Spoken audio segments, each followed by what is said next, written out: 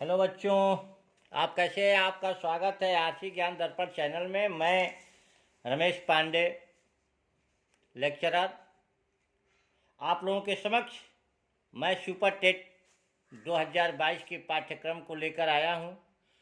बच्चों और मेरे दोस्तों की यह मांग थी कि सर पाठ्यक्रम बता दीजिए। जो लड़के एक बार सुपर टेट में बैठ चुके हैं उनको तो पाठ्यक्रम की जानकारी है, लेकिन जो नए लड़के हैं, जो पहली बार बैठने वाले हैं, उन लड़कों को मैं तहे दिल से स्वागत करता हूं और सुपर टेट के बारे में मैं उन्हें कुछ बता देना चाहता हूं।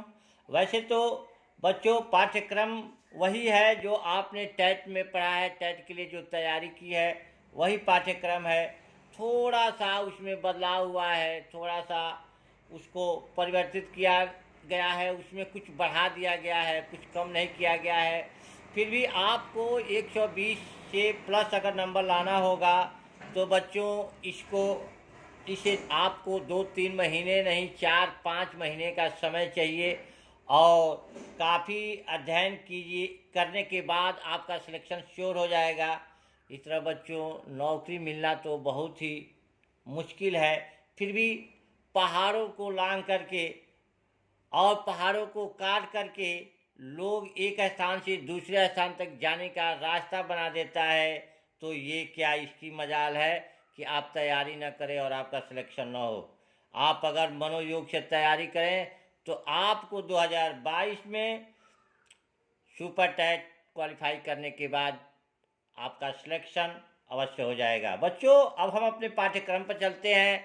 आपने देखा कि जो आपका यूपी टेट की परीक्षाएं होती है या सी टेट की परीक्षाएं होती है, यही यूपी के लिए माने। सी टेट अगर प्राइमरी आपने क्वालिफाई किया है, यूपी टेट प्राइमरी आपने क्वालिफाई कर लिया है, तो आपको जो है कि यूपी के सुपर टेट में बैठने का चांस मिल जाता है। तो इसकी योग्यता पर यह है कि आपको या तो सी टेट क्वालिफाई करना अनिवार्य है, नहीं तो यूपी टेट क्वालिफाई करना अनिवार्य है। अब जहाँ तक पाठ्यक्रम की बात है बच्चों, तो देखिए पाठ्यक्रम मैं आप लोगों के सामने रखा हूँ। हिंदी है, हिंदी में 3 शब्द आते हैं, 3 आता है। हिंदी भाषा आता है, भाषा में 3 है, हिंदी, अंग्रेजी और संस्कृत।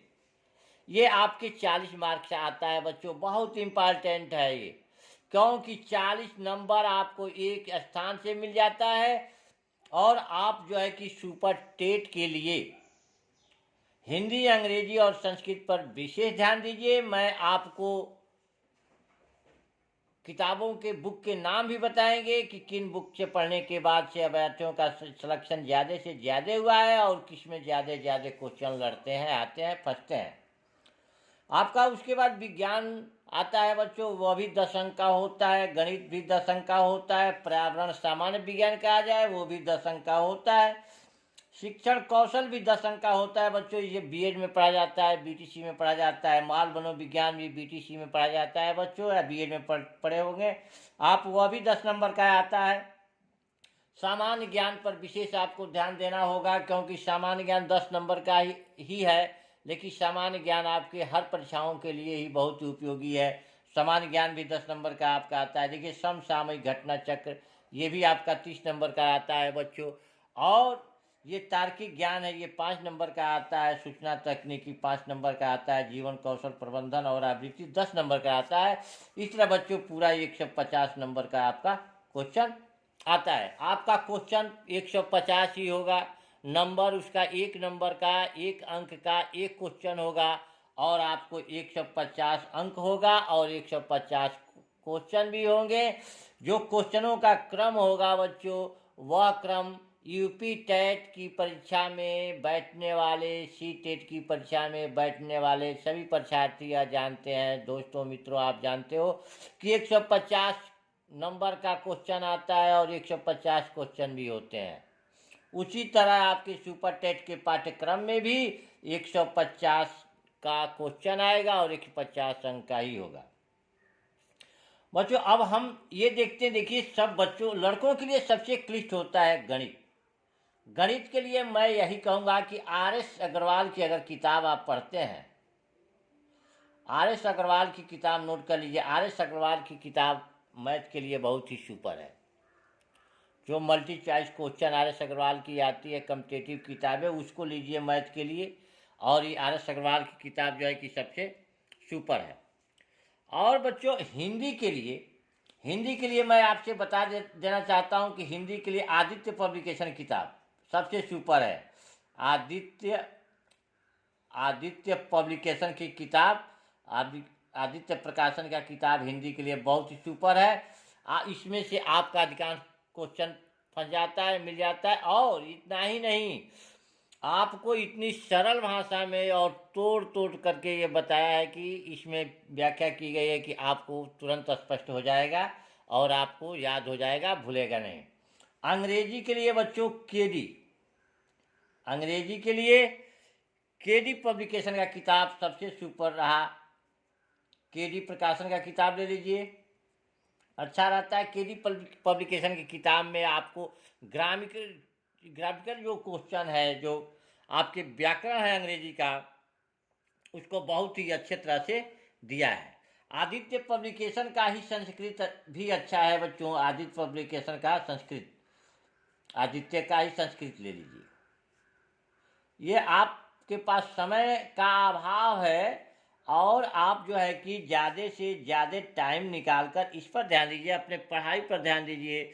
बच्चों देखिए, अब जहाँ तक बाल मनोविज्ञान की बात है, तो बाल मनोविज्ञान के लिए आप लुसेंट की किताबें पढ़ें। बाल मनोविज्ञान के लिए लुसेंट सबसे अच्छा है।